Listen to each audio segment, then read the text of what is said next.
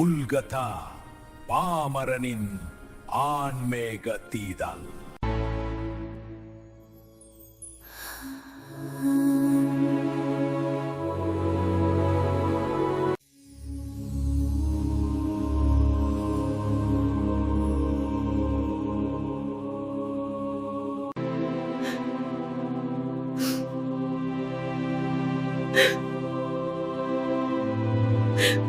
மரியா அஞ்சாதே, என் மறைந்த வாழ்வை எழுதுவா.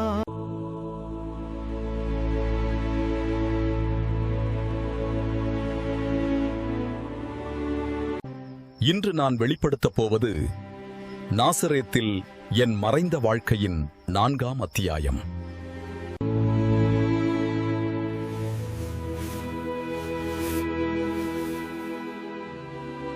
எல்லோருக்கும் வணக்கம். இந்த விளக்க தொடர்ல நாம ஆண்டவர் இயேசு கிறிஸ்துவோட பொது வாழ்வுல நடந்த முக்கியமான தொடர்ச்சியான நிகழ்வுகளை ஒண்ணு விடாம வரிசையா பார்க்க போறோம். வாங்க ஒரு அற்புதமான பயணத்துக்கு தயாராகலாம்.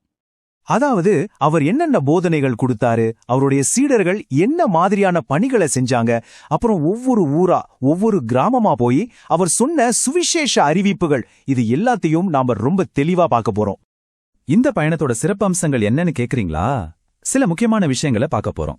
உதாரணத்துக்கு பேராசைய பத்தி அவர் என்ன சொன்னாரு, நம்ம பக்கத்துல இருக்கிறவங்கள எப்படி நேசிக்கணும்னு ஒரு அழைப்பு விடுத்தாரு, அது என்ன, அப்புறம் அந்த 72 சீடர்களோட பணி அது எப்படி இருந்துச்சு, உவமைகள் மூலமா விண்ணரசின் ரகசியங்களை எப்படி அழகா விளக்குனாங்கிறதையும் ஆலயத்துல நடந்த போதனைகளையும் கூட நாம பார்க்க போறோம்.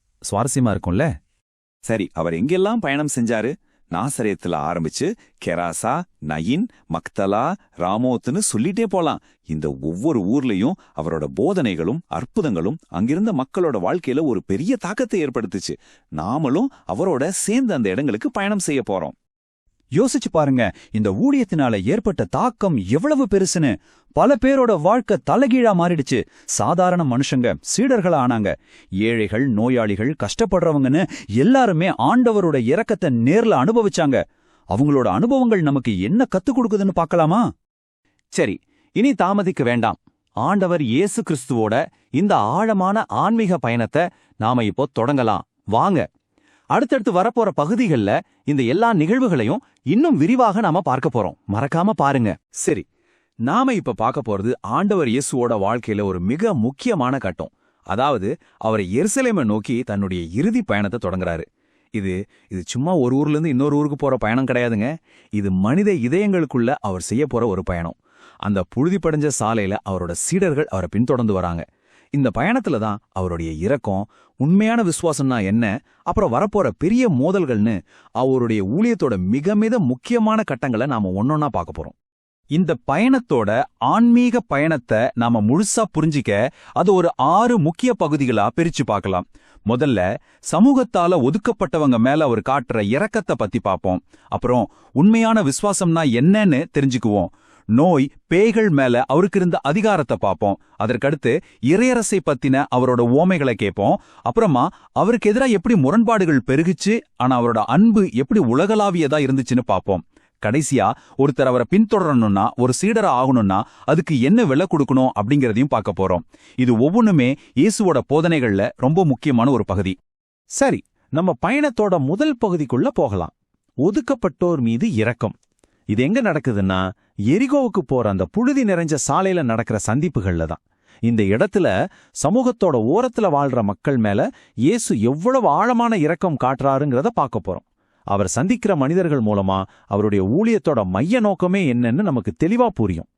கற்பனை பண்ணி பாருங்க, எரிகோவுக்கு போற அந்த சாலை சுத்தி பார்க்கிற வரைக்கும் ஒரே புழுதி, மேல சூரியன் சுட்டெரிக்குது, ஜன நடமாட்டமே இல்லாத கிட்டத்தட்ட மனிதர்களால் கைவிடப்பட்ட ஒரு இடம் மாதிரி இருக்கு.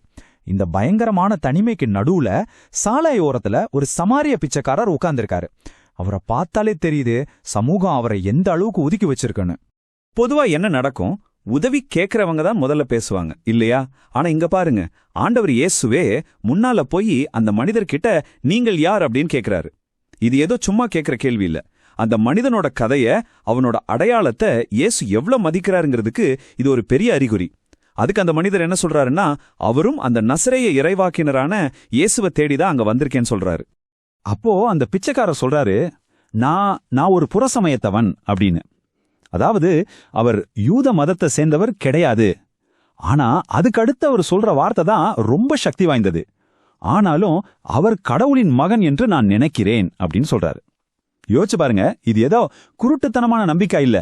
இயேசுவோட செயல்களையும் அவரோட வார்த்தைகளையும் வச்சு பார்க்கும்போது இது ஒரு சாதாரண மனுஷங்கிட்ட இருந்து வர வாய்ப்பே இல்ல. இது கண்டிப்பா கடவுள் கிட்ட இருந்து தான் வரணும்னு அவர் ஆழமா உணர்ந்திருக்காரு. அவரோட உடம்புல இருந்த காயங்களுக்கு பின்னால ஒரு பெரிய வேதனையான கதை இருக்கு. அதுக்கு காரணம் யாருன்னு பாத்தீங்கன்னா, அன்றைய சமூகத்தோட 3 பெரிய அதிகார மையங்கள். முதல்ல ஒரு பணக்கார பரிசேயரோட வண்டி ஏறி காயம், அடுத்தது ஒரு சதுசேயரோட நாய்கள் கடிச்சு காயம், கடைசியா ஒரு மறைநூல் அறிஞரோட தடியால அடிபட்டு காயம். இங்க பரிசேயருங்கிறது மத அதிகாரம், சதுசேயருங்கிறது செல்வத்தோட அதிகாரம், மறைநூல் அறிஞருங்கிறது அறிவோட அதிகாரம். இது அந்த ஒரு மனிதனோட துன்பம் மட்டும் இல்ல, அந்த கால சமூகத்துல மனிதாபிமானம் எந்த அளவுக்கு செத்து போயிருந்துச்சுங்கிறத காட்டுது. ஆண்டவர் இயேசு அந்த மனிதரை அற்புதமா குணமாக்குறாரு. அவரோட உடல் மட்டும் குணமாகல, அவரோட ஆன்மாவும் ஒரு புதுப்பிக்கப்படுது. அந்த சந்தோஷத்தை அவரால் தாங்க முடியல, அப்படியே கண்ணீரா கொட்டுது. அப்போ இயேசு சொல்றாரு, நடந்ததப்போ எல்லார்கிட்டையும் சொல்லு அப்படின்னு. ஏன்னா இந்த இரக்கத்தோட செய்தி, இந்த அற்புதம், அது அந்த ஒரு ஆளோட நின்னுடக்கூடாது, அது பலரையும் சென்றடையணும் அப்படிங்கிறதுக்காகத்தான். சரி, இரக்கத்தோட இதே கதை இப்போ வேற ஒரு இடத்துல தொடருது. எரிகோவுல ஒரு பெரிய நிழலா இருக்கிற சதுக்கத்துல ஒரு சுங்கச்சாவடி அலுவலகம். அங்கதான் சக்கேயுன்னு ஒருத்தர் உட்கார்ந்திருக்கிறாரு. நசரேயரான இயேசுவ பத்தின பல கேள்விகளால அவரோட மனசு ரொம்ப குழம்பி போயிருக்கு. அந்த சாலையோரத்துல ஒதுக்கப்பட்டிருந்த சமாரியர் மாதிரியே இவரும் தன்னோட வாழ்க்கையில ஒரு மாற்றத்தை தேடிட்டு இருக்காரு. அந்த நேரத்துல இயேசுவால குணமாக்கப்பட்ட சக்ரியாஸ்ங்கிற ஒரு தொழுநோயாளி அங்க வர்றாரு. வந்து தன்னோட அனுபவத்தை ரொம்ப உருக்கமா சொல்றாரு. அவர் சொன்ன ஒரு விஷயம் ரொம்ப முக்கியமானது. அவர் கடவுளின் மகன் என்பதை நான் கண்டுகொண்டேன். இப்ப நான் எல்லாரையுமே அவர் வழியாகத்தான் பார்க்கிறேன் அப்படின்னு ஒரு சாட்சியம் சொல்றாரு. இதை கேட்ட உடனே சக்கேயோட மனசுல இருந்த அந்த சின்ன ஆர்வம் ஒரு உண்மையான நம்பிக்கையா மாறத் தொடங்குது. சக்கேயோட மனமாற்றம் ரொம்ப அழகா ஒரு 4 படிகள்ல நடக்குது. முதல்ல தேடுதல். பெரிய கூட்டத்துல இயேசுவை பார்க்க முடியல, அதனால ஒரு மரத்து மேல ஏறி தன்னோட தேடலை வெளிப்படுத்துறார். 2வது, அவர் அழைக்கப்படுறார். எல்லாரையும் ஆச்சரியப்படுத்துற மாதிரி இயேசு நிமிர்ந்து பார்த்து அவரை பேர் சொல்லி கூப்பிடுறார். 3வது, ஏத்துக்கிறாரு. ரொம்ப சந்தோஷமா இயேசுவை தன்னோட வீட்டுக்கு கூட்டிட்டு போறாரு. கடைசியா மனம் வருந்துதல். அந்த சந்திப்போட விளைவா அவர் மனம் வருந்தி ஏழைகளுக்கு கொடுக்கறதாகவும் திருடியதையெல்லாம் ஈடு செய்யறதாகவும் வாக்கு கொடுக்கிறார். இப்போ சக்கையோட மனமாற்றம்ங்கிறது அந்த ஒரு தனிப்பட்ட அற்புதத்தோட முடியல. அது இயேசுவோட ரொம்ப ஆழமான போதனைகளுக்கு ஒரு வாசலா அமையுது. அப்போ உண்மையான விசுவாசம்னா என்ன, அதோட தன்மை எப்படி இருக்கும், இந்த மாதிரியான கேள்விகளுக்கு ஆண்டவர் இயேசு இப்ப பதிலளிக்க போறாரு. இயேசு இங்க புளிப்பு மாவை ஒரு ரொம்ப சக்தி வாய்ந்த உருவகமா பயன்படுத்துறாரு. 2 விதமான புளிப்புமா இருக்கு. ஒன்னு தீமையோட புளிப்புமா, இது சாத்தானோட நஞ்சு மாதிரி. இது சுயநலமும் அகந்தையும் இருக்கிற இதயங்கள்ல ரொம்ப சுலபமா பரவி ஆன்மாவையே கெடுத்து மரணத்துக்கு கொண்டு போயிடும். ஆனா இன்னொரு பக்கம் இருக்கு நன்மையின் புளிப்புமா. இது கடவுள்கிட்ட இருந்து வர்ற ஒரு ஆன்மீக விதை. சக்கேயோட இதயத்துல செஞ்ச மாதிரி இது கஷ்டங்கள் வழியா வளர்ந்து ஆன்மாவை புனிதத்தை நோக்கி புளிக்க வைக்குது. சரி, சக்கேயுவுக்குள்ள இவ்வளவு பெரிய மாற்றம் எப்படி வந்தது? அதுக்கு என்ன காரணம்? இயேசுவே அதுக்கு விளக்கம் சொல்றாரு. ஏனென்றால் அவன் அதை நேசித்தான். அதுவே வெற்றி அல்லது தோல்வியின் ரகசியம். அவன் மலைப்பிரசங்கத்துல கேட்ட ஒரே ஒரு சின்ன சத்தியத்தை, ஒரு உண்மைய முழு மனசோட நேசிச்சான். அந்த அன்புதான் எல்லாத்துக்கும் காரணம். நாம எதை உண்மையா நேசிக்கிறோமோ அதுவாகவே நாம மாறிடுறோம். இதுதான் அந்த ரகசியம். இயேசு ஒரு இடத்துல சொல்லுவாரு, ஏழையரின் உள்ளத்தோர் பேர் பெற்றோர் அப்படின்னு. இதுக்கு என்ன அர்த்தம்னா, அவங்க அறிவில்லாதவங்கன்னு அர்த்தம் கிடையாது. இதுக்கு உண்மையான அர்த்தம் செல்வம், அதிகாரம், பெருமை, இந்த மாதிரி உலக சந்தோஷங்கள்ல இருந்து யாரு முழுமையான சுதந்திரத்தோட இருக்காங்களோ அவங்க தான். இது ஒரு விதமான ஆன்மீக சுதந்திரம். இந்த சுதந்திரம் தான் ஒருத்தர் விண்ணரசருக்குள்ள நுழையறதுக்கான சாவி. இந்த ஆன்மீக ஏழ்மைங்கிறது பல வடிவங்கள்ல வெளிப்படலாம். உதாரணமா, நம்ம சிந்தனையில ஒரு தாழ்ச்சி, ஒரு பணிவு இருக்கிறது. மத்தவங்க மேல அன்பு காட்டுறதுல ஒரு தாராள குணம். நம்மளோட சொந்த பொருட்கள் மேல ஒரு நீதியான பார்வை. முக்கியமா பணத்தோட அடிமைத்தனத்திலிருந்து விடுதலை அடைஞ்சிருக்கிறது. இந்த ஒவ்வொரு குணமும் விண்ணரசின் ஒரு பகுதியை நமக்கு சொந்தமாக்குது. ஆண்டவர் இயேசுவோட போதனைகள் வெறும் வார்த்தைகள் மட்டும் கிடையாது, அது செயல்கள்லயும் வெளிப்பட்டுச்சு. இப்போ நாம தெக்கு புளிங்கிற இடத்துக்கு போறோம். அங்கதான் நோய் மேலையும் பேய்கள் மேலையும் அவருக்கு இருந்த தெய்வீக வல்லமை எவ்வளவு பெருசுன்னு ரொம்ப ஆச்சரியமான விதத்துல வெளிப்பட போகுது. அங்க எலும்புருக்கு நோயால பாதிக்கப்பட்டு சாகர நிலைமையில இருந்த ஒரு சின்ன பையனை இயேசு பாக்குறாரு. அவன் பக்கத்துல போய் ரொம்ப அதிகாரமான குரல்ல சொல்றாரு, நீ குணமடைய வேண்டும் என்று நான் விரும்புகிறேன், பிள்ளையே எழுந்து ஆண்டவரை போற்று. அவ்வளோதான். அந்த வார்த்தைகள்ல அவனை முழுமையா குணமாக்குறாரு. இது சும்மா ஒரு வியாதியை குணப்படுத்துறது இல்ல, இது வாழ்வையே கொடுக்கிற ஒரு வல்லமை. அதுக்கடுத்து காது கேட்காம பேசவும் முடியாம இருந்த ஒரு மனிதரை இயேசு பார்க்கறாரு. அவரோட நாக்கையும் காதுகளையும் தொட்டு ஒரே ஒரு வார்த்தை சொல்றாரு, திறக்கப்படுவதாக. அவ்வளவுதான். அவரோட கேட்கும் திறனும் பேசும் திறனும் திரும்பி வருது. பல வருஷமா அவரை கட்டி போட்டிருந்த அந்த தனிமையில இருந்து ஒரே நொடியில அவருக்கு விடுதலை கிடைக்குது. இந்த மாதிரி அமைதியா அற்புதங்கள் நடந்துட்டு இருக்கிற நேரத்துல திடீர்னு ஒரு பயங்கரமான காட்சி அங்க நடக்குது. கல்லறைகளுக்கு நடுவுல வாழ்ந்துட்டு இருந்த பேய் பிடிச்ச ஒருத்தன் இயேசுவை நோக்கி ஓடி வர்றான். வந்து, ஏன் என்னை துன்புறுத்துகிறீர், நான் உம்மை காண விரும்பவில்லை அப்படின்னு பயங்கரமா கத்துறான். இதுதான் நன்மைக்கும் தீமைக்கும் நடக்க போற நேரடி மோதலோட ஆரம்பம். இது ஒரு சாதாரண சண்டை இல்ல, ஒரு தீவிரமான ஆன்மீக போர். ஒரு பக்கம் அந்த பேய் சவால் விடுது, நான் பெல்சபூப், நான் சரணடைய மாட்டேன். ஆனா மறுபக்கம் பாருங்க, இயேசுவோட அசைக்க முடியாத கட்டளை ஒலிக்குது, மெய்யான கடவுளின் பேரால் வெளியே வா. இதுல இயேசுவோட தெய்வீக அதிகாரம் எவ்ளோ தெளிவா வெளிப்படுது பாருங்க. அந்த பேய் வெளியேற்றப்படுறதுக்கு முன்னால ஒரு பயங்கரமான தீர்க்க தரிசனத்தை சொல்லுது. அது இயேசுவை பார்த்து சொல்லுது, நீர் என்னை விரட்டுகிறீர், ஆனால் உமக்கு அருகில் ஒரு பேய் இருக்கிறது, நான் அவனுக்குள் சென்று அவனை ஆட்கொள்வேன் அப்படின்னு சொல்லி இயேசுவோட சீடர்கள்ல ஒருவரான யூதாஸ் இஸ்காரியோத்தை கை காட்டுது. இது பின்னால நடக்க போற அந்த கொடூரமான காட்டி கொடுப்புக்கு ஒரு முன்னறிப்பா அமையுது. சரி, இப்போ தீமையோட சக்தி மேல தன்னோட அதிகாரத்தை நிலைநாட்டினதுக்கு அப்புறம் ஆண்டவர் இயேசு மறுபடியும் தன்னோட போதகர் பணிக்கு திரும்புறார். ரொம்ப சிக்கலான ஆன்மீக உண்மைகளை கூட ரொம்ப எளிமையான கதைகள் மூலமா விளக்குறதுக்கு அவர் ஓமைகளை பயன்படுத்துறார். இந்த ஓமைகள் எல்லாமே விண்ணகத்து உண்மைகளை சொல்ற மண்ணகத்து கதைகள். முதல்ல இந்த சிற்பியின் ஓமையை எடுத்துக்குவோம். கடவுள் ஒரு தலை சிறந்த சிற்பி மாதிரி ஒரு முழுமையான குறையில்லாத ஒரு மாதிரியை உருவாக்குறார். மனிதர்களான நாம அந்த சிற்பியோட உதவியாளர்கள். அந்த மாதிரியைப் போலவே சரியான பிரதிகளை உருவாக்க வேண்டியது நம்ம வேலை. ஆனா சாத்தான் என்ற எதிரி ரொம்ப தந்திரமா வந்து நம்ம வேலையை கெடுத்து நாம குறைபாடுள்ள பிரதிகளை உருவாக்க காரணமாகறான். உலகத்துல ஏன் பாவம், ஏன் குறைபாடுகள் இருக்குங்கிறதுக்கு இது ஒரு ரொம்ப அழகான விளக்கம். அடுத்ததா திராட்சை தோட்ட உவமைய பார்ப்போம். இது இஸ்ரேல் மக்களோட வரலாற்றையே ஒரு காலவரிசை மாதிரி சொல்லுது.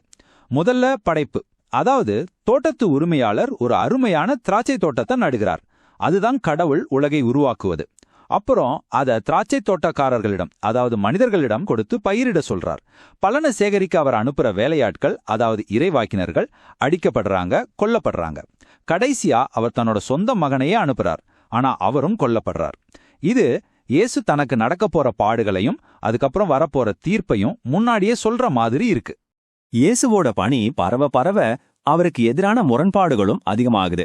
குறிப்பா சமய அதிகாரிகளோட மோதல் ரொம்பவே அதிகரிக்குது.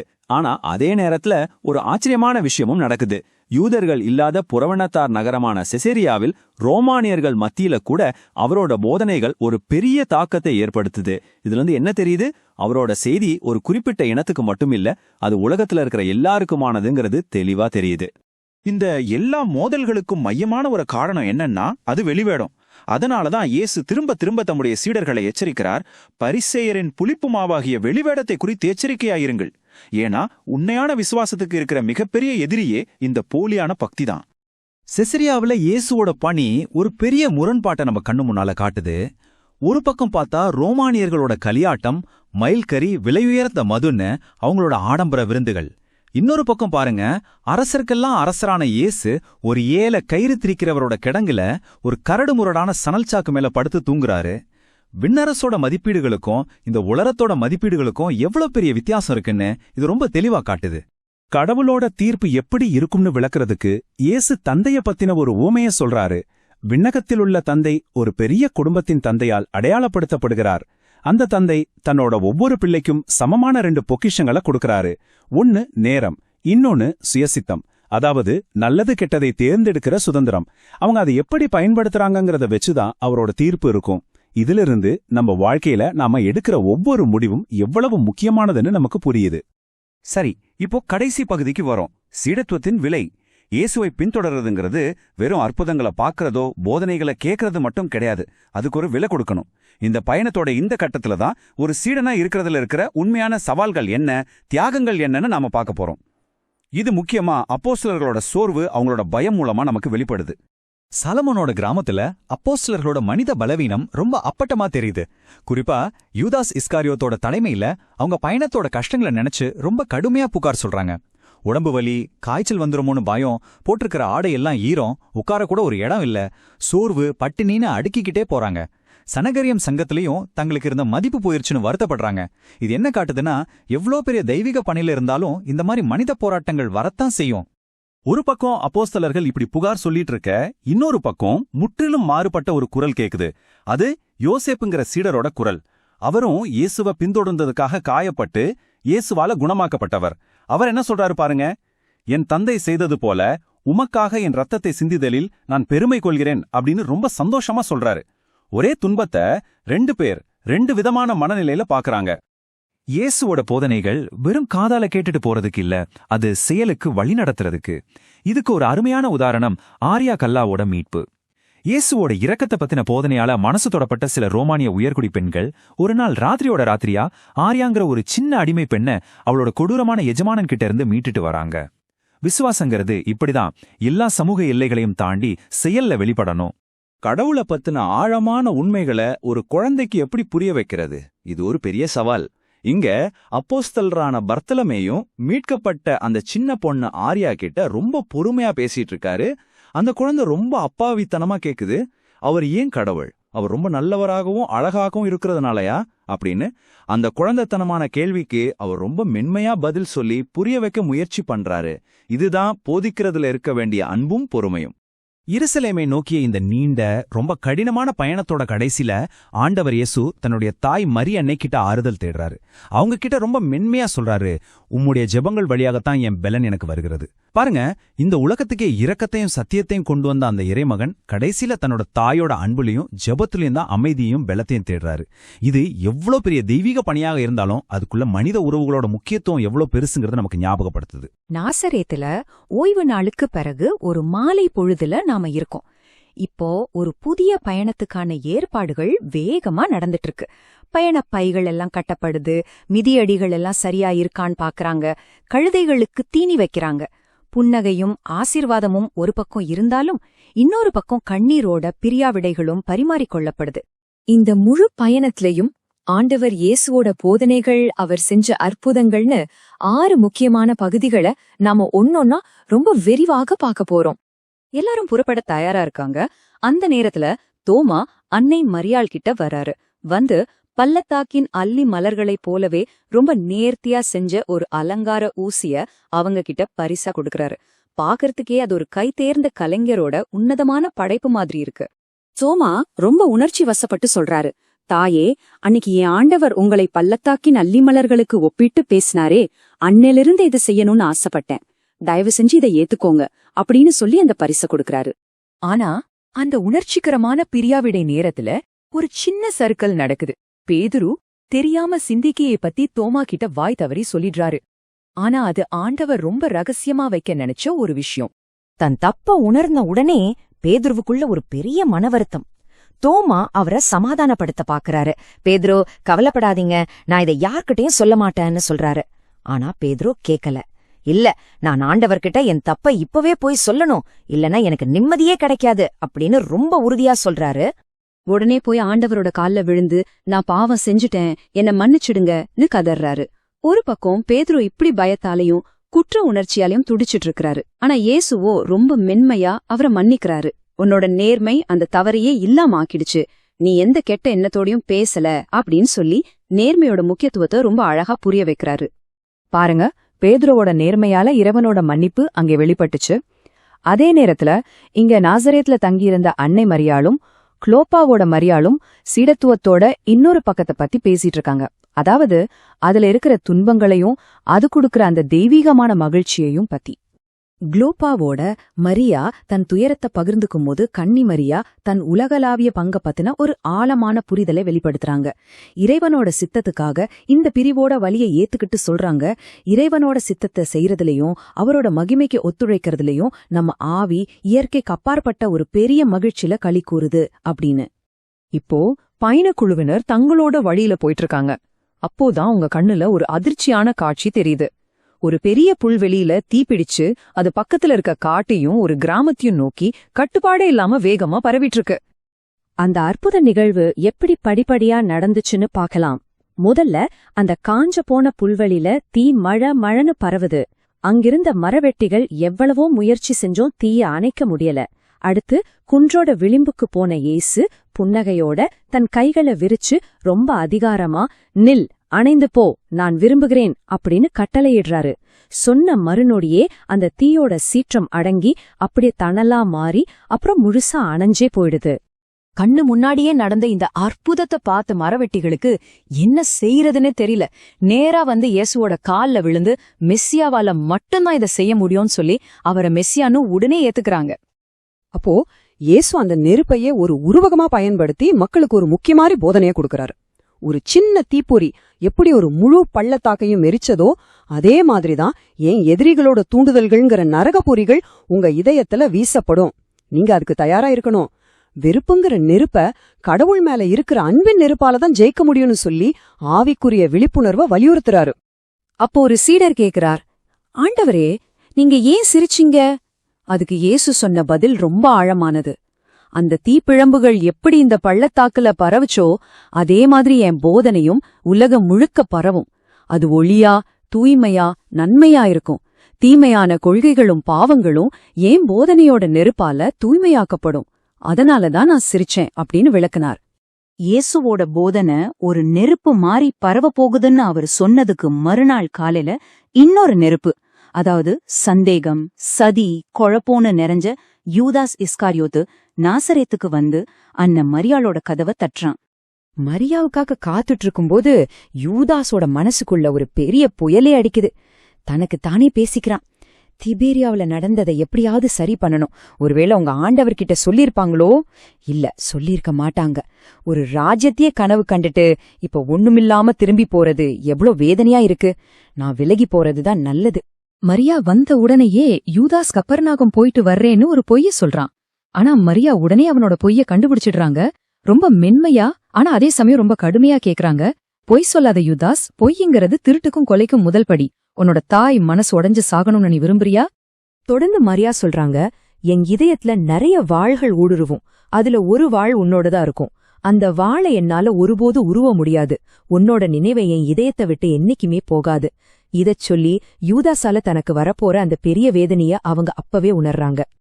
அதுக்கப்புறம் யூதாஸ்க்கு அறிவுரை சொல்றாங்க, கப்பர்நாகும் போ, அங்கே போய் ரொம்ப தாழ்மையோட அவருக்காக காத்திரு அன்னு சொல்லி உண்மையான மனத்தாழ்ச்சியோட பாவத்தை அறிக்கையிட சொல்றாங்க. தன்னோட அந்த பெரிய துயரத்துக்கு நடுவுலையும் அவனுக்கு சாப்பிட உணவும் ஓய்வெடுக்க இடமும் கொடுக்கறாங்க. பாருங்க, ஒரு பக்கம் நாசரேத்துல யூதாஸோட மன போராட்டம் நடந்துட்டு இருக்கு. ஆனா இன்னொரு பக்கம் ரொம்ப தூரத்துல மர்ஜியாங்கிற சீடன் தன் தாத்தாவை பார்த்து அவரை அடிமைத்தனத்திலிருந்து மீட்கணுங்கிற நம்பிக்கையோட ஒரு வேற பயணத்தை மேற்கொண்டிருக்கான். அவங்க போயிட்டு இருக்கும்போதே திடீர்னு ஒரு அவசர செய்தி வருது. மர்ஜியாமோட தாத்தாவுக்கு ரொம்ப முடியாம இருக்குன்னு கேட்ட உடனே குழுவினர் எல்லாரும் ரொம்ப அவசரமா அவர் இருக்கிற இடத்துக்கு வேகமா போறாங்க. அவங்க போய் சேரும்போது மர்ஜியாமோட தாத்தா இறக்குற தருவாயில இருக்காரு. இயேசு அவர் பக்கத்துல போய் தன் கைகளை அவர் மேல வச்சு சொல்றாரு, நடுவர் மற்றும் மீட்பருங்கிற என் அதிகாரத்தால உன்னோட தவறுகள் எல்லாத்தையும் நான் மன்னிக்கிறேன், அமைதியோட போன்னு சொல்லி அவருக்கு பாவ மன்னிப்பு கொடுக்கறாரு. அந்த மனுஷனும் இயேசுவோட கைகள்ல ரொம்ப அமைதியா உயிர் திறக்கிறாரு. இந்த நிகழ்வுக்கு பிறகு மர்ஜியாமோட நல்ல குணத்தை பத்தி சீடர்கள் பேசிட்டு இருக்காங்க. அத வச்சு இயேசு அன்பு பத்தின ஒரு முக்கியமான போதனைய தொடங்குறாரு. எல்லாரையும் பார்த்து ஒரு முக்கியமான கேள்வியை கேக்குறாரு, பிறரை அன்பு செய்யாம கடவுளை மட்டும் அன்பு செய்ய முடியுமா? அவரே அதுக்கு பதிலும் சொல்றாரு, கடவுள் அன்பும் பிறர் அன்பும் ஒரே மரத்தோட 2 கிளைகள் மாதிரி, அது பிரிக்கவே முடியாது. ஒரு கிளைய வெட்ட முயற்சி செஞ்சா மரம் பட்டு போயிடும். அதே மாதிரிதான் இந்த 2 அன்புகளும் ஒரே கட்டளையோட பிரிக்க முடியாத 2 பகுதிகள். இங்கதான் இயேசு ரொம்ப ஆழமான ஒரு உண்மையை சொல்றாரு. நல்ல கவனிங்க, அவரை நேரடியா அறியாதவங்களும் ரட்சிப்பா அடைய முடியும். எப்படின்னா, அவங்க தங்களோட மனசாட்சிப்படி நேர்மையா வாழ்ந்தா போதும். கிறிஸ்துவோட பலியோட அந்த எல்லையற்ற பேறுபலன்கள் காலம், இடம் எல்லாம் கடந்து அவங்களுக்கும் கிடைக்கும். அதாவது கிறிஸ்துவின் தியாகம் ஒரு குறிப்பிட்ட மக்களுக்கு மட்டும் இல்ல, நல்ல மனசோட வாழற எல்லாருக்குமே உரியதுன்னு அவர் போதிக்கிறாரு. இப்போ இயேசுவும் சீடர்களும் திபேரியாவுக்குள்ள நுழையறாங்க. அப்போ ஒரு பெரிய புயல் வர ஆரம்பிக்குது. பயங்கரமா காத்து வீசுது. ஏரியோட அலைகள் எல்லாம் சீற்றத்தோட வந்து மோதுது. அந்த புயலை பார்த்ததும் பேதுரு ஒரு உவமைய சொல்ல முயற்சி பண்றாரு. புழுதி படிஞ்ச ஒரு திராட்சை கொடிய மழை வந்து கழுவி சுத்தப்படுத்துற மாதிரி கடவுளோட செயல் இருக்குன்னு ஒப்பிட்டு சொல்றாரு. பேதுரு ஆரம்பிச்ச அந்த ஓமைய இயேசு ரொம்ப அழகா நிறைவு செய்றாரு. துன்பம்ங்கிறது கடவுள் அனுப்புற பெருமழை. ஒரு மகனை இழக்கிறது, தொழில்ல தோல்வி, நோய், இதெல்லாம் கண்ணீரோட பெருமழைகள். இந்த மழைகள் தான் நம்ம இதயத்தை கழுவி ஆன்மாவை தூய்மைப்படுத்தி புனிதங்கிற மலர்களை திரும்பவும் மலர செய்யுது.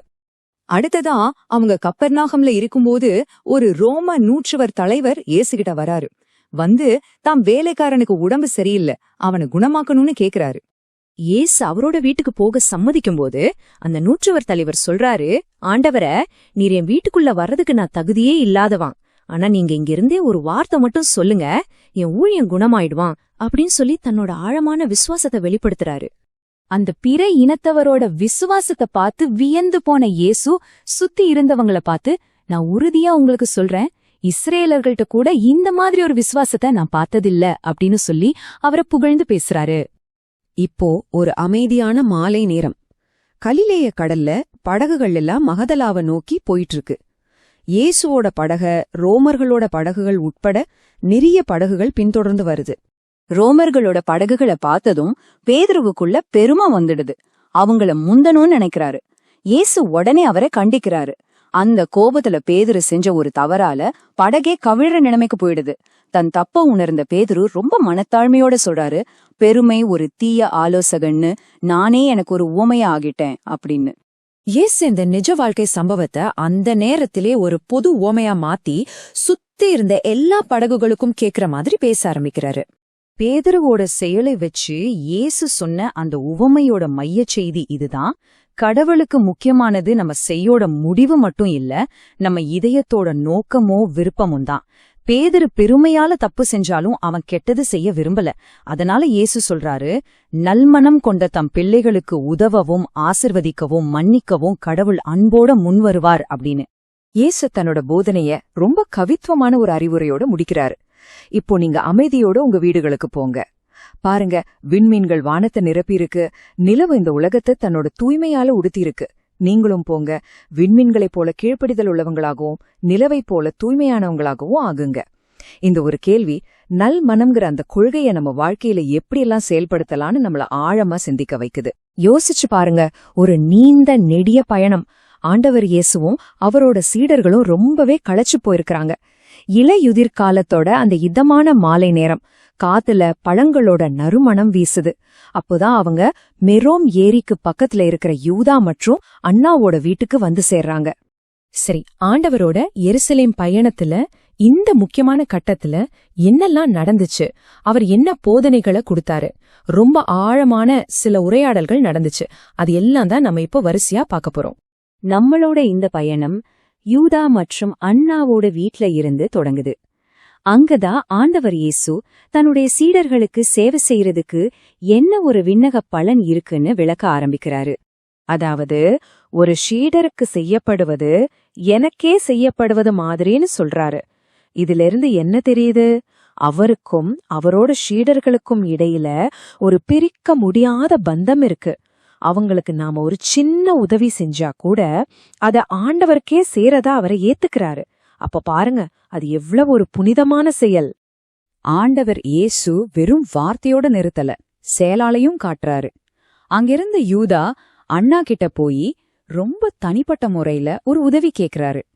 கோராசிம்ல ரொம்ப வறுமையில வாழ்ற ஒரு தச்சரோட குடும்பம், ஒரு விதவை, அவங்க பிள்ளைகள், அவங்கள கவனிச்சுக்க முடியுமான்னு கேக்குறாரு. இதிலிருந்து ஏழைகள் மேல அவருக்கு இருந்த உண்மையான அக்கறை எவ்வளவு ஆழமானதுன்னு நம்மால புரிஞ்சுக்க முடியுது. சரி, அடுத்து என்ன நடக்குதுன்னா, அந்த வீட்ல நிறைய மக்கள் கூடியிருக்காங்க. அவங்க கிட்ட இயேசு ஒரு உவமைய சொல்றாரு. செல்வம், பொறுப்பு, இதெல்லாம் பத்தி பேசுற ஒரு ரொம்ப சக்தி வாய்ந்த உவமை. நீதி, வளம், உண்மையான இரக்கம்னா என்னன்னு இந்த கதை நமக்கு தெளிவா புரிய வைக்கும். அந்த உவமையோட ஆரம்பமே ரொம்ப சுவாரஸ்யமா இருக்கு. ஒரு பெரிய செல்வந்தர், அவருக்கு 2 விதமான நிலம் இருக்கு. ஒன்னு நல்ல தண்ணி வசதியோட செழிப்பா இருக்கு, இன்னொன்னு ரொம்ப வறண்டு போயிருக்கு. அவர் என்ன நினைக்கிறாருன்னா, தன்னோட ஏரியால இருக்கிற தண்ணிய அந்த வறண்ட நிலத்துல வேலை செய்யற எல்லா ஊழியர்களுக்கும் பகிர்ந்து கொடுக்கணும்னு ஒரு திட்டம் போடுறாரு. கேட்கவே எவ்ளோ நல்ல எண்ணமா இருக்கு இல்லையா? அவரோட திட்டம் இதுதான். முதல்ல ஏரி தண்ணிய பக்கத்துல இருக்கிற செழிப்பான நிலங்களுக்கு திருப்பி விடுறாரு. அப்புறம் தண்ணிய சேமிச்சு வைக்க பெரிய பெரிய தொட்டிகளை கட்டுறாரு. அங்க வேலை செய்யற ஊழியர்கிட்ட ஒரு முக்கியமான பொறுப்பை கொடுக்கறாரு. இந்த தண்ணிய நீங்க மட்டும் வச்சுக்காதீங்க, தூரத்துல வறண்ட நிலத்துல கஷ்டப்படுறவங்க சகோதரர்களுக்கும் பகிர்ந்து கொடுங்கன்னு சொல்றாரு. பாத்தீங்களா, தன்னோட இரக்கத்தை மத்தவங்க மூலமா பகிர்ந்து கொடுக்க ஒரு அமைப்பை உருவாக்குறாரு. அவங்க மேல அவ்ளோ நம்பிக்கை வைக்கிறாரு. ஆனா அவர் நினைச்ச மாதிரி நடந்துச்சா? இல்ல. அங்கதான் பெரிய பிரச்சனையே வருது. தண்ணி கிடைச்ச ஊழியர்கள் என்ன செஞ்சாங்க தெரியுமா? அவங்க நீருற்றுகளையும் குளங்களையும் கட்டி தண்ணிய அவங்களுக்காகவே பதுக்கி வச்சுக்கிட்டாங்க. ஆனா அந்த வறண்ட நிலத்துல இருந்தவங்களும் நோயாலையும் தாகத்தாலையும் வாடினாங்க. இவங்க கிட்ட வந்து உதவி கேட்டா நாய்களை ஏவி விட்டாங்க. இந்த தண்ணி எங்களுக்கு கிடைச்ச வெகுமதி, உங்களுக்கு கிடையாதுன்னு சொல்லி அவங்களோட சொந்த கிணறுகளை கூட பயன்படுத்த விடல. எவ்ளோ பெரிய சுயநலம், எவ்ளோ பெரிய கொடுமை! ரெண்டு பக்கத்துக்கும் உள்ள வித்தியாசத்தை பாருங்க. கடைசியில அந்த உரிமையாளர் வராரு. வந்து ஒரு தீர்ப்பு சொல்றாரு. அந்த தீர்ப்பு தான் இந்த ஓமையோட உச்சக்கட்டம். அவர் அந்த சுயநலக்காரர்கள் கிட்ட இருந்து பொறுப்பை பிடுங்கி யாரு எவ்வளவு நாளா ஒடுக்கப்பட்டாங்களோ கஷ்டப்பட்டாங்களோ அவங்க கையில கொடுக்கறாரு.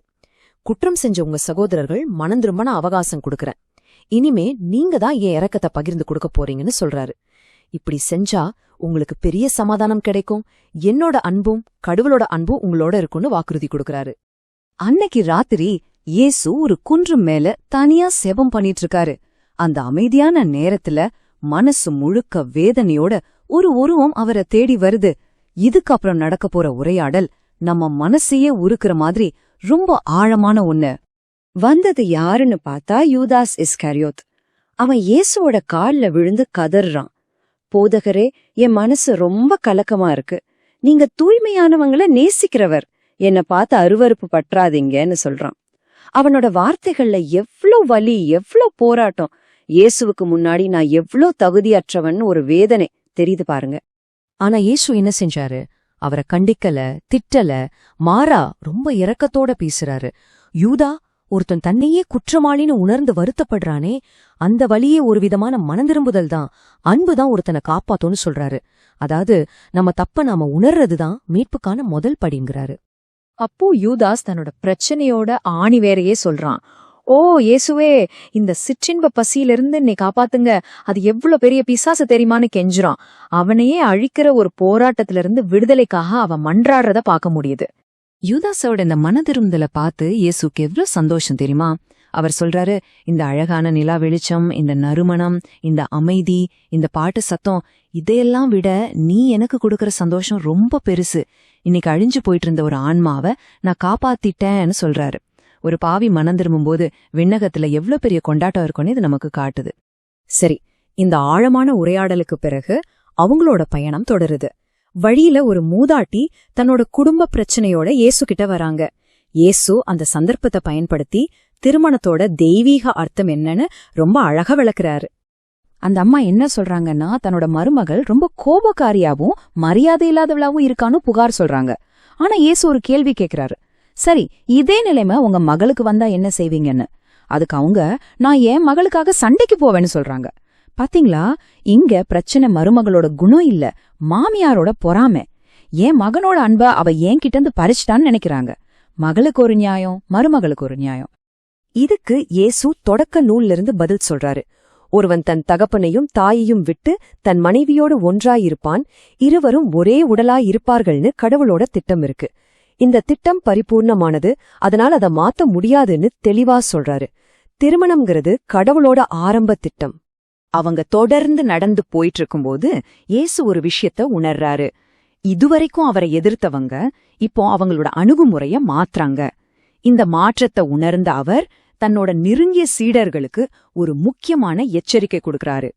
அவர் என்ன சொல்றாருன்னா, இனிமே எதிரிகள் உங்களை மிரட்ட மாட்டாங்க, அதுக்கு பதிலா போலியான மரியாதையை காட்டுவாங்க, பரிசுகள் கொடுத்து ஆசவார்த்தை பேசி உங்களை மயக்க பாப்பாங்க, ஏமாந்துராதீங்கன்னு எச்சரிக்கிறாரு. வஞ்சகத்தால வீழ்ந்து போன சிம்சோனை ஞாபகப்படுத்துறாரு. தங்க கூண்டுல அடப்பட்ட கைதிகள் மாதிரி இருக்காதீங்க, பறவைகளை போல சுதந்திரமா இருங்க. உங்களுக்கு ஒளியும் தூய்மையும் வேணும்னா பரிசுத்த ஆவியானவர்கிட்ட சபம் பண்ணுங்கன்னு வழிகாட்டுறாரு. கடைசியா அவங்களுக்கு ஒரு பெரிய ஆறுதலான வார்த்தைய சொல்றாரு. கேளுங்க, பாவம் மட்டும்தான் நம்மள கடவுள்கிட்ட இருந்து பிரிக்கும், ஆனா சோதனைகள், துன்பங்கள், ஏன் மரணம் கூட நம்மள கடவுள்கிட்ட இருந்து பிரிக்காது. சொல்லப்போனா இது எல்லாமே நம்மள இன்னும் அதிகமா கடவுள் கூட சேர்க்கும்னு சொல்றாரு. எவ்வளவு பெரிய நம்பிக்கை பாருங்க இது. அப்போ இந்த பயணத்தின் இறுதியில ஒரு கேள்வி நம்ம மனசுல எழும்புது. இறையரசை இந்த உலகத்துல நிறுவறதுக்கு நாம கொடுக்க வேண்டிய உண்மையான விலை என்ன? அதை பின்பற்றவங்க கிட்ட இருந்து அது எதை எதிர்பார்க்குது? நம்ம பார்த்த இந்த நிகழ்வுகள் மூலியமா ஒண்ணு மட்டும் தெளிவா தெரியுது. அதுக்கு தேவைப்படுறது அளவற்ற இரக்கம், தன்னலமற்ற ஒரு சேவை, உண்மையான மனதிரும்புதல், அப்புறம் கடவுளோட சட்டங்களுக்கு முழுசா நம்மள அர்ப்பணிக்கிறது. இந்த சீடத்துவ பாதைக்கு நாம என்ன தியாகம் செய்ய தயாரா இருக்கும்னு யோசிக்க வேண்டிய நேரம் இது. கூடார பெருவிழாவோட கடைசி நாள் அது. எருசலேம் ஆலயமே மக்கள் கூட்டத்தால நிறைஞ்சு வழிஞ்சது. பாலஸ்தீனாவோட பல மூலைகள்ல இருந்தும், ஏன் வெளிநாடுகள்ல இருந்தும் கூட மக்கள் வந்திருந்தாங்க. அவங்க மறைநூல் அறிஞர்களோட போதனைகளை கேட்கதான் கூடியிருந்தாங்க. ஆனா அவங்க எல்லாரோட மனசும் ஒருத்தருக்காக தான் காத்துக்கிட்டு இருந்துச்சு. அவர் ஆண்டவர் இயேசு. அவர் எப்ப வருவார்னு ஒரு பெரிய கூட்டமே ஆவலோட காத்துக்கிட்டு இருந்துச்சு. சரி, இந்த பகுதியில நாம ஆண்டவர் இயேசுவோட வாழ்க்கையில நடந்த 6 முக்கியமான நிகழ்வுகளை பத்தி பார்க்க போறோம். ஜீவ தண்ணீர்ல ஆரம்பிச்சு ஒளிக்கும் இருளுக்கும் நடக்கிற அந்த இறுதி மோதல் வரைக்கும் அவரோட போதனைகளோட மைய கருத்துக்களை ஒன்னொன்னா அறையலாம் வாங்க. இயேசு ஆலயத்துக்குள்ள நுழைஞ்சதும் அவரை சுத்தி ஒரு பெரிய கூட்டமே கூடிருச்சு. கலிலேயாவிலிருந்தும் யூதேயாவிலிருந்து வந்திருந்த அவரோட ஆதரவாளர்கள் அவரை சூழ்ந்துக்கிட்டாங்க. இஸ்ரேலியரோட மண்டபத்துல இறைவனை வேண்டினதுக்கு அப்புறம் அவங்க புறவினத்தார் மண்டபத்துக்கு திரும்பினாங்க. அங்க இயேசு என்ன செஞ்சாரு தெரியுமா? அதிகாரத்தோடு சிம்மாசனத்துல உட்காராம ரொம்ப தாழ்மையா தரையில உட்கார்ந்தாரு. இந்த எளிமையான செயல் அவரை சுத்தி இருந்த மக்கள் கூட்டத்தை இன்னும் அதிகமா ஈர்த்தது. எல்லாரும் அவர் என்ன சொல்ல போறாருன்னு காது கொடுத்து கேட்க ஆரம்பிச்சாங்க. அப்போதான் இயேசு எழுந்து நின்னு அந்த மண்டபமே அதிரும்படி ஒரு அழைப்ப கொடுத்தாரு. அது வெறும் வார்த்தை இல்லைங்க, வறந்து போன ஆன்மாக்களுக்கு வாழ்வு கொடுக்கிற ஒரு வாக்குறுதி. தாகமா இருப்பவர்கள் என்னிடம் வரட்டோன்னு அவர் கூப்பிட்டது மத்த எல்லா சத்தத்தையும் அடக்கி ஒரு நம்பிக்கை இடிமுழக்கம் மாதிரி கேட்டுச்சு. இது உண்மையிலே ஒரு புரட்சிகரமான அறிவிப்பு. அந்த ஜீவ தண்ணீரோட தேவை என்னன்னு விளக்க இயேசு ஒரு பழைய தீர்க்க தரிசனத்தை ஞாபகப்படுத்துறார். இறைவாக்கினர் எசேக்கியேலோட தரிசனம். இஸ்ரேலுக்குள்ள ஆன்மீகமா செத்துப்போனவங்கள உலர்ந்த எலும்புகள் நிறைஞ்ச ஒரு பள்ளத்தாக்கோட ஒப்பிடுறாரு. இயேசு விளக்கினார், ஆண்டவரோட இல்லத்துல நடக்கிற அசுத்தமான காரியங்களை எசேக்கியேல் பார்த்தார். உண்மையான விசுவாசத்தோட அடையாளமான தாவுங்கிற அடையாளத்தை பெற்றவங்க மட்டும்தான் இறைவனோட ராஜ்யத்துல வாழ்வாங்கன்னோ மத்தவங்க ஆன்மீக மரணத்துல அப்படியே இருப்பாங்கன்னோ அவர் முன்னாடியே சொல்லியிருக்காரு. அந்த தீர்ப்போட நேரம் நெருங்கிடுச்சுன்னு இயேசு எச்சரிக்கை செஞ்சாரு. இயேசு தொடர்ந்து சொன்னார், இறைவன் தன்னோட ஆவியை உங்களுக்குள்ள புகுத்தி உங்களை வாழ வைப்பேன்னு வாக்கு கொடுத்தார். அந்த வாக்குறுதி நிறைவேற காலம் வந்துருச்சு. அப்புறம் அந்த கூட்டத்தோட மத்தியில ஒரு அதிர்ச்சியான அறிவிப்பை வெளியிட்டார். கல்லறைகளை திறந்து மரித்தவங்களை வெளியே கொண்டு வந்து அவங்களுக்கு வாழ்வு கொடுக்கிற தூதவர் வந்துட்டார். இது மூலியமா அந்த ஆன்மீக வாழ்வோட ஊற்றே தாந்தானோ பல வருஷ தீர்க்க தரிசனங்களோட நேரடியான நிறைவும் தாந்தானோ அவர் அறிவிச்சார். இது ஒரு சாதாரண போதனை இல்ல, ஒரு தெய்வீக பிரகடனம். இயேசுவோட இந்த வார்த்தைகளை கேட்டதும் கூட்டமே 2ஆ பிரிஞ்சு போச்சு. சிலர் அவரை இறைவாக்கினர்னு சொன்னாங்க, இன்னும் சிலர் அவர்தான் கிறிஸ்துன்னு சொன்னாங்க. ஆனா அதிகாரத்துல இருந்த பரிசேயர்களுக்கும் குருக்களுக்கும் கோபம் வந்துருச்சு. தலைமை குருவோட ஆளான எலியாசர் பெண் அன்னாஸ் இயேசுவை வெளியே போக சொல்லி மிரட்டுறான். அந்த பதட்டமான சூழ்நிலையில இயேசுவோட உறவினரான யோசேப்பு தைரியமா முன்னாடி வந்து, எலியாசரே, நீர் தேவகுமாரனோட அதிகாரத்தையே எதிர்க்க நினைக்கிறீர், ஆனா இறைவனோட தீர்ப்பு உம தலைக்கு மேல தொங்கிட்டு இருக்குன்னு எச்சரிச்சார். இந்த துணிச்சலான வார்த்தைகளை கேட்டு அதிகாரிகள் திகைச்சு போனாங்க. ஆனா இயேசு அமைதியா இருக்க சொல்லி சைகை செஞ்சார். ஆலயத்துல நடந்த அந்த சலசலப்புக்கு பிறகு இயேசு எருசலேமை விட்டு வெளியே வந்து பெத்தானியாவில் இருந்த தன் நண்பர்களோட வீட்டுக்கு போறாரு. அங்க பொது இடத்துல இருந்த எதிர்ப்புகள் எல்லாம் இல்லாம அவரோட நெருங்கின சீடர்கள் கிட்ட ரொம்ப வேதனையான ஒரு விஷயத்தை பத்தி பேசுறாரு. எந்த ஒரு ஊரை சேர்ந்த யோவானோட மரணம், அதுக்கு காரணமா இருந்த துரோகம். இயேசு அவங்க கிட்ட சொன்னாரு, ஒரு வெளிநாட்டு பெண் துன்பத்துல இருந்த ஒரு இஸ்ரேலியருக்கு காட்டின கருணைய இஸ்ரேலியரே காட்டலையே. ஏந்தோர் ஊரைச் சேர்ந்த யோவானுக்கு உதவி செஞ்ச அந்த கிரேக்க பெண்ணோட செயலுக்கும் அவரை காட்டிக் கொடுத்தவங்களோட செயலுக்கும் இருக்கிற வித்தியாசத்தை இயேசு ரொம்ப தெளிவா சுட்டி காட்டினார். இங்கதான் இயேசு ஒரு ரொம்ப ஆழமான கடுமையான போதனைய சொல்றாரு. உடம்பு கொல்றதை விட ஒரு ஆன்மாவை காயப்படுத்துற துரோகம் எவ்வளவு மோசமானதுன்னு விளக்குறாரு. ஒரு சகோதரனை கொல்றதுன்னா கத்தியால குத்துறது மட்டும் இல்ல, வார்த்தையாலையும் தீய செயல்களாலையும் கூட கொல்லலாம். அவரை காட்டிக் கொடுத்தவங்க அவரை கொன்னதுக்கு சமமான குற்றவாளிகள் அப்படின்னாரு. அப்புறம் ஒரு ஆழமான எச்சரிக்கையும் கொடுத்தார். ஆனா அவங்க தங்களை கொலைகாரங்கன்னு நினைக்கிறதே இல்ல. மனுஷன் தம் மனசாட்சியோட குரலை நசுக்கி மன வருத்தத்தையே கொன்னுட்டான். இதுதான் அவனோட ஆன்மீக வீழ்ச்சியோட மிக ஆபத்தான அடையாளம் அப்படின்னாரு. அப்புறம் இயேசு எருசலேமுக்கு வெளியே இருக்கிற ரோகேல் கிணத்துக்கிட்ட போறாரு. அந்த இடத்துக்கு ஒரு பெரிய வரலாறு இருக்கு. அது விசுவாசத்துக்கும் துரோகத்துக்கும் ஒரே நேரத்துல சாட்சியா இருந்திருக்கு. இயேசு அந்த வரலாற்று சிறப்புமிக்க இடத்துல நின்னு அதோட முரண்பட்ட கடந்த காலத்தை விளக்குனாரு. யோசிச்சு பாருங்க, இந்த ஒரே இடத்துல எப்படி மாபெரும் விசுவாச செயல்களும் மாபெரும் துரோகங்களும் நடந்திருக்க முடியும். தாவீது ராஜாவோட ஊழியர்களோட விசுவாசமும் அதோனியாவோட பாவமும் 3 ஞானிகளோட தேடலும் இங்கேதான் நடந்துச்சு. இதுல இருந்து நாம என்ன கத்துக்கிறோம்? இடமோ நேரமோ முக்கியம் இல்ல, மனுஷனோட சுதந்திர சித்தம்தான் நல்லது கெட்டதையும் தீர்மானிக்குது அப்படின்னு அவர் போதிச்சாரு. இயேசு ஆலயத்துல போதிச்சிட்டு இருந்தப்போ திடீர்னு மறைநூல் அறிஞர்களும் பரிசேயர்களும் ஒரு பெண்ணை தரதரன்னு இழுத்துட்டு வராங்க. அவளை ஒரு கந்தல் மூட்டைய தூக்கி எறிகிற மாதிரி இயேசுவோட கால்ல போட்டுட்டு, போதகரே, இந்த பொண்ணு விபச்சாரம் செய்யும்போது கையும் களவுமா பிடிபட்டா, மோசேவோட சட்டத்துல இப்படிப்பட்டவங்கள கல்லெறிஞ்சு கொல்லணும்னு இருக்கு, நீர் என்ன சொல்றீன்னு கேட்டாங்க. அவங்க இயேசுவை ஒரு பொறியில சிக்க வைக்க பாக்குறாங்க. ஆனா இயேசு என்ன செஞ்சார்? உடனே பதில் சொல்லல. அமைதியா குனிஞ்சு தரையில விரலால ஏதோ எழுத ஆரம்பிச்சார். அந்த மௌனம் அவங்களோட கூச்சலை விட ரொம்ப சக்தி வாய்ந்ததா இருந்துச்சு. அவங்க பொறுமை இழந்து திரும்ப திரும்ப கேட்டப்போ அவர் நிமிர்ந்து நின்னு ஒவ்வொருத்தரோட கண்ணையும் ஊடுருவி பார்த்தார். அவரோட பார்வை அவங்களோட வெளிவேஷத்தை கிழிச்சு அவங்க மனசாட்சியோட ஆழத்துக்கே போச்சு. அப்புறம்தான் அந்த புகழ்பெற்ற சவாலை முன் வச்சார். அது சட்டத்தை பத்தின கேள்வியா இல்லாம ஒவ்வொருத்தரோட மனசாட்சியை பத்தின கேள்வியா மாறிடுச்சு. இயேசுவோட வார்த்தைகள் அவங்க ஒவ்வொருத்தரோட மனசுலயும் ஒரு கண்ணாடி மாதிரி வேலை செஞ்சது. அவங்க எல்லாரும் தங்களோட பாவங்களை உணர்ந்து தலகுனிஞ்சபடி ஒருத்தர் பின்னாடி ஒருத்தரா அமைதியா அந்த இடத்த விட்டு போயிட்டாங்க. கடைசியில இயேசுவும் அந்த பெண்ணும் மட்டும்தான் அங்க இருந்தாங்க. பெண்ணே, உன்னை குற்றம் சாட்டினவங்க எல்லாம் எங்கன்னு கேட்டார். யாரும் இல்ல ஆண்டவரேன்னு அவ சொன்னான். இயேசுவோட பதில் மனுஷனீக்கும் தெய்வீக இரக்கத்துக்கும் உள்ள வித்தியாசத்தை காட்டுச்சு. நானும் உனக்கு தீர்ப்பு கொடுக்கல, போ, இனிமே பாவம் செய்யாதே. அவர் அவளை கண்டிக்கல, அவளுக்கு ஒரு புது வாழ்க்கையை, ஒரு புது தொடக்கத்தை கொடுத்தார். சரி, அந்த சம்பவத்துக்கு அப்புறம் இயேசு தன் சீடர்களோட எருசலேமை விட்டு வெளியே போறாரு. அப்போ அந்த இரக்கத்தோட உண்மையான அர்த்தத்தையும் குற்றம் சாட்டினவங்களோட வெளிவேஷத்தையும் அவங்களுக்கு விளக்குறாரு. ஆனா யூதாசால இயேசுவோட இந்த இரக்கத்தை ஏத்துக்க முடியல. அவன் கோவமா, விபச்சாரம் செஞ்சவளை நீ காப்பாத்தினீரா, இது சட்டத்துக்கு எதிரானது அப்படின்னு கத்துனான். அதுக்கு இயேசு ரொம்ப பொறுமையா ஆனா உறுதியா பதில் சொன்னார். பாவம் செய்யாதவங்க தான் கல் எறியணும்னு சொன்னேன். யாருமே தன்னை நீதிமான்னு நினைக்கல. சில ஆன்மாக்கள் குணமாக கொஞ்ச நாள் ஆகும் யூதாஸ். நாம் அவசரப்பட்டு தீர்ப்பளிக்கிறத விட பொறுமையான இரக்கத்தை காட்டுறதுதான் இறைவனுக்கு பிடிக்கும் அப்படின்னு போதிச்சார். இப்போ தன் சீடர்களை பாலஸ்தீனம் முழுக்க நற்செய்தி அறிவிக்க அனுப்புறதுக்கு முன்னாடி அவங்களுக்கு 4 முக்கியமான அறிவுரைகளை கொடுக்கிறார். முதல்ல, நீதியா இருங்க. 2வது, தன்னலம் இல்லாம சேவை செய்யுங்க. 3வது, எல்லாத்தையும் பொறுமையா சகிச்சுக்கோங்க. 4வது, கேள்வி கேட்காம கீழ்ப்படியுங்க. நான் உங்களுக்கு கத்துக் கொடுத்த மாதிரி வாழுங்க. தந்தையோட விருப்பம் மட்டும்தான் உங்களுக்கு புனிதமா இருக்கணும் அப்படின்னு சொல்லி அவங்கள ஆசீர்வதிச்சு அந்த மாபெரும் பணிக்கு அனுப்பி வச்சார். அடுத்து அவங்களோட பயணம் யோர்தான் நதிக்கு கிழக்கே போகுது. அங்க சாலமோன்னு ஒரு பெரியவர் வீட்ல அவங்க ஒரு மாலை பொழுத கழிச்சாங்க. சாலமோனோட வீட்டுல யூதாஸோட மனசுல இருந்த இருளையும் பதட்டத்தையும் இயேசு உணர்றாரு. அவனை நேரா பார்த்தபடியே அவர் ரொம்ப ஆழமான ஒரு தீர்க்க தரிசனத்தை சொல்றாரு. ஒளிய அதோட ரத்தத்தை போக்குறது மூலமா கொல்ல நினைக்கிறாங்க.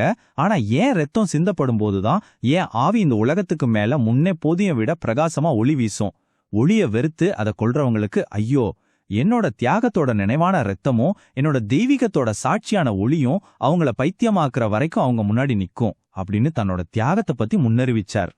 இயேசுவோட பயணம் அற்புதங்களாலையும் நிறைந்து இருந்துச்சு.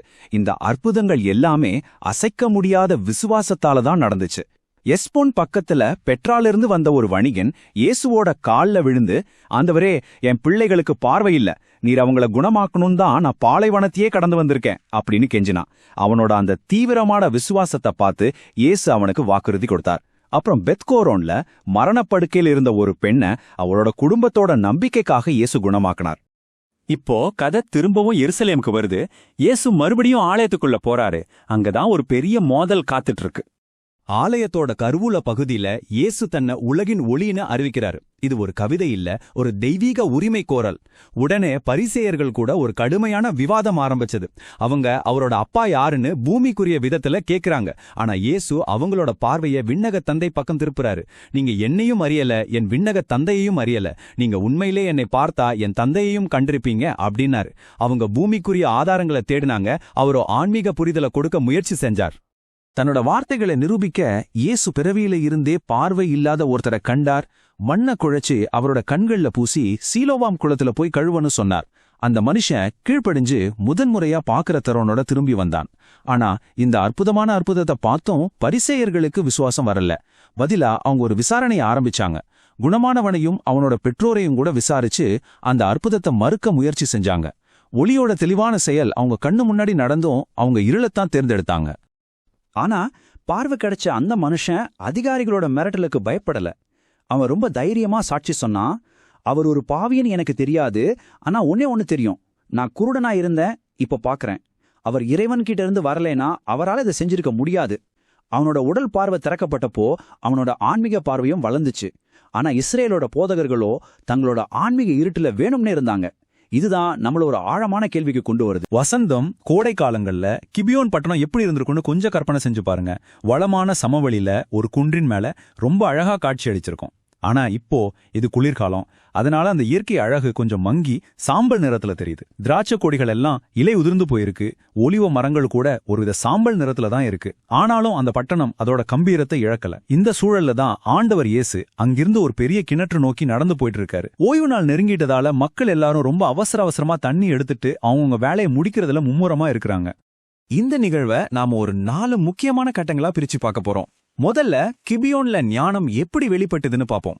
அடுத்து ஆண்டவருடைய இதயம் ஏன் சோர்வடைஞ்சதுன்னு தெரிஞ்சுக்கலாம். அதுக்கப்புறம் ஒளியும் தீர்ப்பும் சந்திக்கிற ஒரு அற்புதமான தருணத்தை பார்க்க போறோம். கடைசியா நல்ல ஆழனை பற்றி ஆண்டவருடைய ஆழமான போதனையை கேட்க போறோம். வாங்க இந்த பயணத்தை நம்ம ஒன்னா தொடங்குவோம்.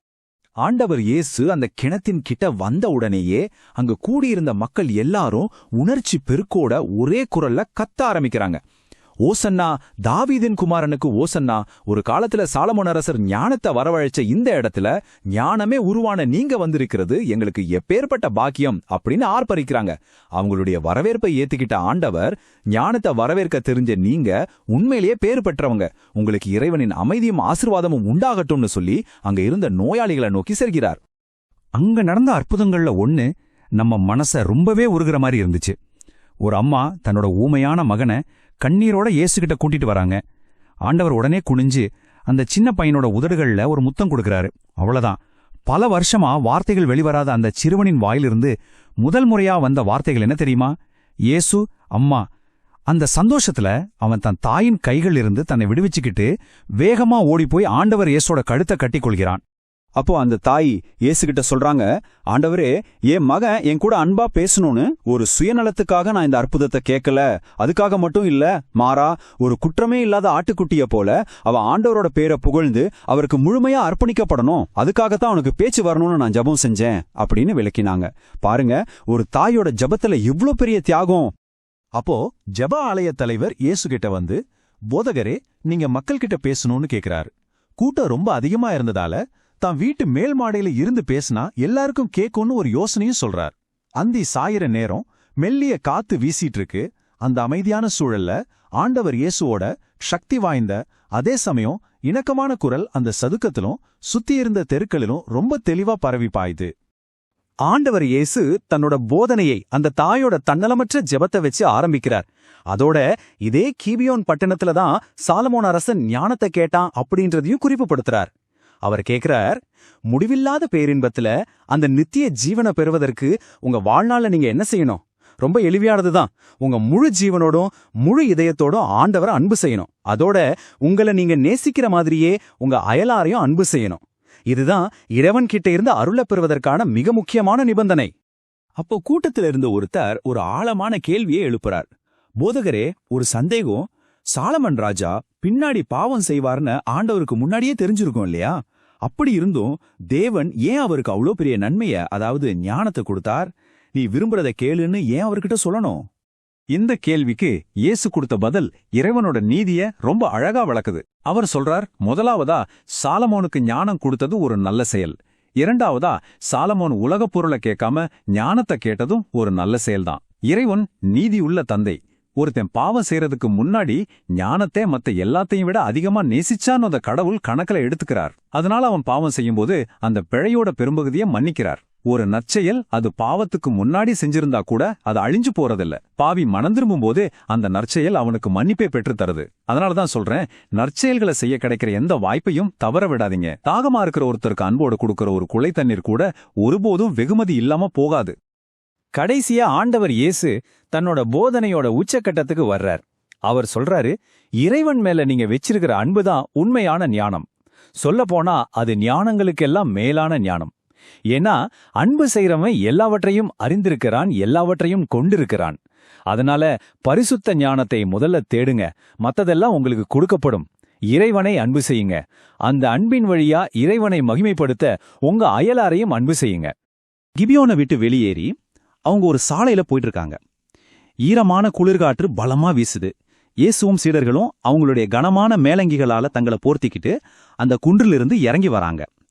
சீடர்கள் அவங்களுக்குள்ள ஏதோ பேசிக்கிட்டே வராங்க.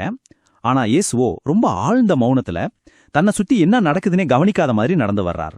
நோபு என்ற இடத்துக்கு போகலான்னு இயேசு சொன்னதும் யூதாஸ் இஸ்காரியோத்து ஒரு அரசியல் ரீதியான ஆலோசனையை முன்வைக்கிறான். அவன் சொல்றான், போதகரே, உங்களுக்கு சாதகமா இருக்கிற நகரங்களை நாம இன்னும் நம்ம பக்கம் ஈர்த்து எதிரிகளோட நகரங்களுக்கு எதிரா அவங்கள பயன்படுத்தணும். விசுவாசமான நகரங்கள்ல தான் அரசர்கள் அறிவிக்கப்படுவாங்க அப்படின்னு சொல்றான். ஆனா இயேசுவோட நோக்கமே வேற. அவர் ஆறுதலையோ அரசியல் ஆதாயத்தையோ தேடல. மாறாக குற்றமுள்ள இடங்களுக்கு போய் அங்க இருக்கிறவங்கள மனமாட்டம் செய்யணும்னு நினைக்கிறாரு. இதுதான் அவங்க 2 பேருக்கும் இடையில இருந்த அடிப்படை வேறுபாடு. அப்போ பார்த்தலமேயும், ஆண்டவரே, நீங்க ரொம்ப களைப்பா இருந்தா ஏன் மறுபடியும் பயணம் புறப்பட்டீங்கன்னு கேட்கிறார். அதுக்கு இயேசு சொன்ன பதில்ல அவரோட ஆழமான வேதனை வெளிப்படுது. அவர் சொல்றார், என் கால்கள் சோர்வடையல, என் ஹிதயம்தான் களைச்சு போயிருக்கு, அதுக்கு ஓய்வு தேவைப்படுது. அன்பு எங்க இருக்கோ அங்கதான் நான் ஓய்வு எடுக்கிறேன். சுத்தி இருக்கிற இவ்வளவு கசப்பான வெறுப்புக்கு நான் உணர்வற்றவன் அப்படின்னு நினைக்கிறீங்களா? எனக்கு எதிரா நடக்கிற சதித்திட்டங்கள் எல்லாம் என்ன ஒன்னும் செய்யாதுன்னு நினைக்கிறீங்களா? ஆண்டவரோட வார்த்தைகளை கேட்டு சீடர்கள் அப்படியே அதிர்ந்து போறாங்க. அவங்க அவரை சுத்தி நெருக்கமா நின்னு ஆறுதல் படுத்த முயற்சி பண்றாங்க. அப்போ ஒரு நெகிழ்ச்சியான காரியம் நடக்குது. யூதாஸ் வலது பக்கத்திலிருந்தும் யோவான் இடது பக்கத்திலிருந்தும் ஒரே நேரத்துல இயேசுவோட முகத்துல முத்தமிடுறாங்க. அந்த வேதனையான தருணத்துல அவங்க அன்பால அவரை தேற்ற முயற்சி செய்றாங்க. யூதாஸை கடிந்து கொண்டாலும் இயேசுவோட வார்த்தைகள்ல ஒரு தந்தைக்கே உரிய ஆழ்ந்த அன்பு வெளிப்படுது. அவர் யூதாஸை பார்த்து சொல்றார், யூதாஸே, உன் தாய் கூட உன்னை நான் நேசிக்கிற மாதிரி நேசிக்க மாட்டாங்க. ஒருவேளை நான் உன்னை பெற்றெடுத்திருந்தா கூட நீ இதை விட அதிகமா என் மகனா இருக்க முடியாது. என் இதயத்தையே உனக்கு கொடுத்து நான் விரும்புற மாதிரி உன்னை மாத்துறதுக்காக என் உள்ளுறுப்புக்களை கூட பிடுங்கி எறிய நான் தயாரா இருக்கேன். இயேசுவோட இந்த அன்பை உணர்ந்த யூதாஸ் அப்படியே உருகி போறான். அவன் ஒரு உண்மையான மனம் திரும்புதலோட இயேசுவோட கைகள்ல விழுந்து கதறி அழுகிறான். நான் உங்களுக்கு தகுதியே இல்லாதவன், நான் ஒரு பிசாசு, ஆனா நீங்க ரொம்ப நல்லவர், இயேசுவே என்னை காப்பாத்துங்க அப்படின்னு கதறான். அவனோட மனசுல இருந்த தீய எண்ணங்களாலும் போதகரை துக்கப்படுத்தின குற்ற உணர்ச்சியாலும் அவனோட இதயம் ரொம்பவே கலங்கி போய் அவன் உண்மையாவே அழுகிறான். அடுத்த நாள் காலை குளிர்காலத்துக்கே உரிய ஒரு மந்தமான பச்சை கலந்த மஞ்சள் நிற ஒளி பரவிருக்கு. அந்த வெளிச்சத்துல தேவாலயம் ஒருவித அச்சமூற்ற தோற்றத்தோட நிக்குது. இந்த சூழல்ல தான் இயேசுவும் சீடர்களும் எருசலேமுக்குள்ள நுழையறாங்க.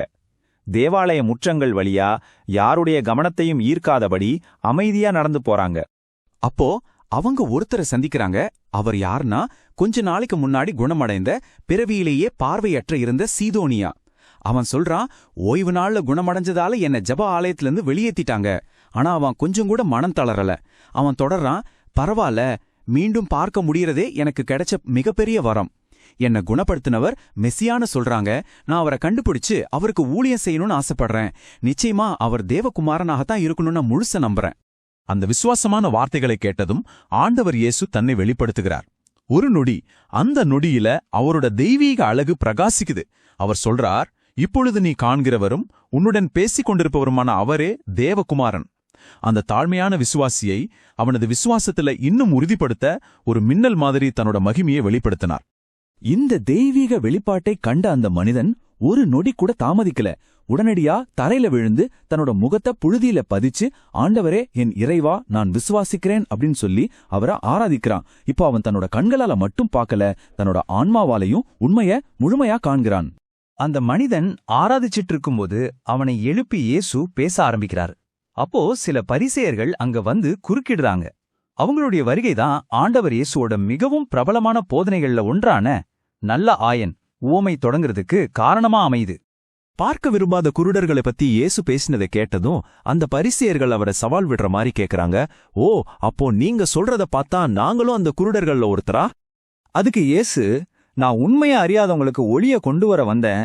ஆனா தங்களுக்கு எல்லாம் தெரியும், தாங்கள் பாக்குறோன்னு சொல்லிக்கிட்டு உண்மைய பார்க்க விரும்பாததாலதான் உங்க பாவம் நிலைச்சிருக்கு அப்படின்னு சொல்லிட்டு நல்ல ஆயன் உண்மையை தொடங்குகிறார். ஒரு ஆட்டுத் தொழுவத்துக்குள்ள வாசல் வழியா நுழையாம வேற வழியா வேலி ஏறி குதிச்சு போறவன் திருடனும் கொள்ளைக்காரனுமா இருக்கிறான். ஆனா வாசல் வழியா நுழையிறவன் மட்டும்தான் ஆடுகளோட உண்மையான ஆயன். இப்போ ஆண்டவர் இயேசு தன்னுடைய அடையாளத்தை ரொம்ப தெளிவா அதிகாரத்தோட வெளிப்படுத்துகிறார். அவர் சொல்றார், நானே வாசல், ஏன் வழியா உள்ள வராதவன் திருடனோ கொள்ளைக்காரனுமா இருக்கிறான். அதோட நிறுத்தாம இன்னும் அழுத்தமா சொல்றார், நானே நல்ல ஆயன். ஒரு நல்ல ஆயன் தன்னோட ஆடுகளுக்காக உயிரையே கொடுப்பான். அதாவது அவரே விண்ணரசின் நுழைவாயில், அவரே அந்த மந்தையின் உண்மையான பாதுகாவலர். உண்மையான ஆயனுக்கும் கூலிக்கு வேலை செய்யறவனுக்கும் உள்ள வித்தியாசத்தை இயேசு ரொம்ப அழகா விளக்குறார். கூலிக்காரன் அவனுக்கு ஆடுகள் சொந்தமில்ல.